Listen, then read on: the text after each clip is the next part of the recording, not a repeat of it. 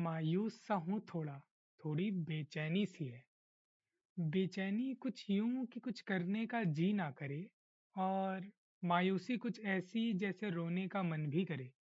So on that note, this Maurya again, and आज अपने revise करेंगे स्ट्रक्चरल डिज़ाइन पैटर्न को जो हमने पढ़ा हुआ है अभी तक में। तो स्ट्रक्चरल डिज़ाइन पैटर्न में क्या होता है कि जो क्लासेस होती हैं और ऑब्जेक्ट्स होते हैं हमारे, हम उनके रिलेशनशिप्स के बारे में पढ़ते हैं and how they talk to each other, इसके बारे में पढ़ते हैं। तो अभी तक हमने उसमें से इन सब चीज़ों के बारे में पढ़ लिया है। तो एडॉप्टर पैटर्न में हमने क्या पढ़ा था?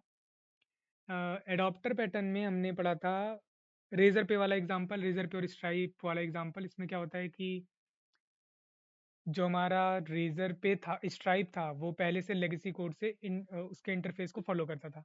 लेकिन जब मेरा स्ट्राइक आया तो उसका कुछ अलग इम्प्लीमेंटेशन है, बट काम तो सेम ही चीज़ कर रहा है, बट अपने को ऐड करना है। तो मैं क्या सभी फंक्शंस को चेंज कर दूं? नहीं, मैं क्या करूँगा, एक बीच में एक एडॉप्टर लगाऊंगा। तो मेरा जो रेजर पे होगा उसी इस एडॉप्टर से बात करेगा, और जो मैं हूँगा, मेरा इंटरफेस जो होगा वो इस एडॉप्टर को इम्प्लीमेंट करेगा। और इस इम्प्लीमेंटेशन में मैं इस रेजर पे वाले फंक्शन को कॉल करूँगा, और इसके अंदर मैं अपना पुराना वाला फंक्शन ही रहने दूंगा। तो this is what adapter pattern is. अच्छा, तो ये जो प्रॉब्लम थी इसको क्या बोलते हैं? Incompatible interface. ठीक है। दूसरा आता है हमारा डेकोरेटर पैटर्न। अब डेकोरेटर पैटर्न में हमने चाय वाला एग्जांपल पढ़ा था। चाय वाले एग्जांपल में क्या होता था कि हमारे पास जिंजर चाय, अदरक चाय, एक चाय होती थी। जिंजर चाय, अदरक चाय, जो कोई भी एक प्लेन चाय होती थी, इसके ऊपर हम जिंजर डालते थे, या फिर इसके ऊपर हम नींबू डालते थे, या रायता डालते थे, या कुछ भी डालते थे। तो we are dynamically adding behaviour to the objects, and how we are dynamically adding using has an is a relationship. जैसे कि अपने को चाहिए जिंजर नींबू चाय, तो अब मैं क्या करूँगा, जिंजर जिंजर के अंदर नींबू डाल दिया और प्लेन चाय डाल दिया। अगर मुझे चाहिए ए बी चाय, तो न्यू ए, न्यू बी, और यहाँ पे प्लेन चाय डाल दिया। This is the base case, वो रिकर्शन वाला कंसेप्ट जो यहाँ से यहाँ गया, यहाँ से गया, ये वाला। ठीक है। तो ये चाय है, ये प्लेन चाय, जिंजर चाय, नींबू चाय, कोई और चाय आई तो मैं इसको यहाँ लगा दूंगा। इसी तरीके से हैज़ अ रिलेशनशिप आ गई यहाँ पे, क्योंकि नींबू हैज़ अ चाय, और इज अ रिलेशनशिप तो अपनी थी क्योंकि अपने ने इम्प्लीमेंट किया हुआ है।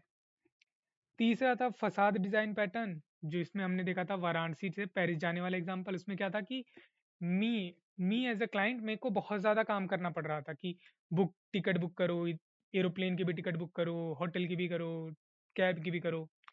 तो इतना सारा काम मैं खुद ना करके मैं बोलूँगा कि भाई तू एक काम कर, एक क्लास बीच में आ जा, ये सारा काम तू कर दे, मैं तेरे से बात कर लूँगा, और जो बाकी सारा काम है वो तू कर लेगा। सो व्हेन द ऑब्जेक्ट्स, जब क्लाइंट बहुत ज़्यादा इंटेंगल्ड हो जाता है बहुत सारे ऑब्जेक्ट से काम करने से, तो फिर मैं एक बीच में फसाद क्लास ला देता हूँ, और फिर मैं उस क्लास से ही बात कर लेता हूँ, बाकी सारा काम मेरा फसाद वाला कर लेगा। ठीक है।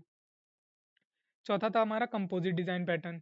कंपोजिट डिज़ाइन पैटर्न में क्या होता है कि स्पेसिफिक यूज़ केस के लिए बना है, जिसमें कि फाइल्स और फोल्डर्स होंगे और ट्री लाइक स्ट्रक्चर्स बन रहा होगा। तो फिर वहाँ पे मैं कंपोजिट डिज़ाइन पैटर्न यूज़ कर लूँगा। तो यहाँ पे एक लीफ होती है और नॉन लीफ होती है। तो और अपने को क्या गोल क्या है, इन दोनों को सेम तरीके से ट्रीट करना है। तो एक इंटरफेस होगा ए नाम का, मान लो, तो एक लीफ को इम्प्लीमेंट कर रहा होगा। लीफ तो सिंपल जैसा है वैसा है। जो मेरे नॉन लीफ होंगे उसके अंदर लीफ भी हो सकते हैं, नॉन लीफ भी हो सकते हैं, तभी तो ट्री बनेगा ना। तो मैं उसको सेम तरीके से ट्रीट करूंगा, और जो मेथड्स होंगे इसके अंदर वो रिकर्सिवली कॉल करेंगे इस लीफ वाले को, क्योंकि नॉन लीफ वाले का तो कोई मतलब ही नहीं है। फिर लीफ वाले को ये रिकर्सिवली कॉल करेंगे। फाइल सिस्टम में हमने देखा था फाइल्स और फोल्डर थे। तो जो फोल्डर था, फोल्डर का तो कोई साइज में अस्तित्व ही नहीं है। फाइल का अस्तित्व होता है, फोल्डर तो उसके अंदर कुछ फोल्डर्स है ना, तो हायरार्की ही मेंटेन कर रहा है वो। तो मैंने क्या किया, हमने क्या किया था कि हमने फाइल को, फोल्डर के अंदर फाइल को रिकर्सिवली कॉल किया था। ठीक है। तो इस तरीके से हम ये कंपोजिट डिज़ाइन पैटर्न भी देख लिया।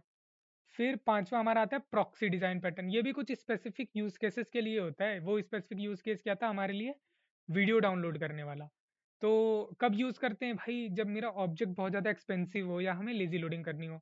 अच्छा, वीडियो डाउनलोड में हमारा ऑब्जेक्ट एक्सपेंसिव कैसे हुआ? तो ये है मेरा डेटाबेस और ये हूँ मैं। तो बार बार मुझे इस पे कॉल करना पड़ रहा था ना डेटाबेस पे, और database lives in another continent, तो पता नहीं कहाँ से जाएगा वो लेके आएगा, तो बार बार डेटाबेस पे कॉल कर रहा है, तो डेटाबेस ऑब्जेक्ट मेरा एक्सपेंसिव हो जा रहा है। तो मैं क्या करूँगा, बीच में एक प्रॉक्सी लेयर लगा दूंगा, तो जो भी होगा मेरा इस प्रॉक्सी लेयर से बात करेगा।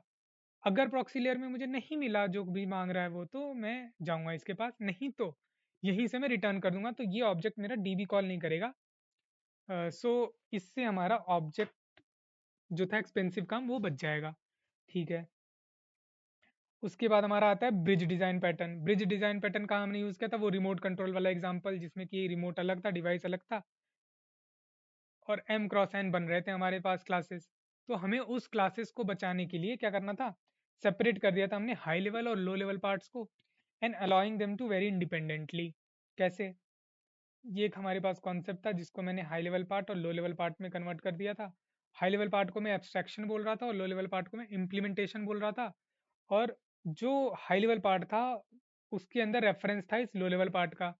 अच्छा, इसके अंदर रेफरेंस है मतलब कि हैज़ अ रिलेशनशिप हो गई, हैज़ अ रिलेशनशिप, और ये है ही, तो यहाँ पे भी एक डेकोरेटर पैटर्न अभी पड़ा था पीछे, वो वाला यूज हुआ।